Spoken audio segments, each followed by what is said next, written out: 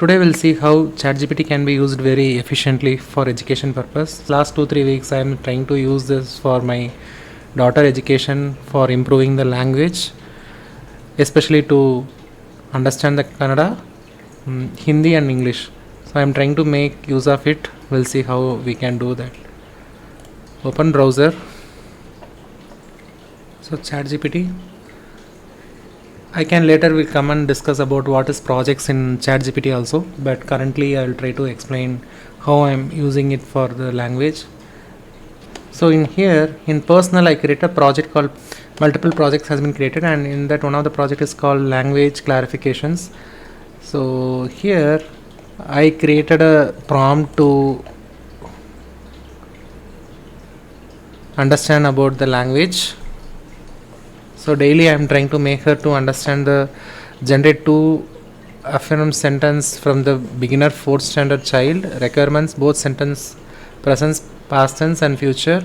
Each sentence must be 4 to 6 words only. Very simple vocabulary suitable for beginner child. So avoid difficult words such as discipline, excellent, stronger, responsible, determined, etc. So this kind of prompt can be used for easily understandable for the kids.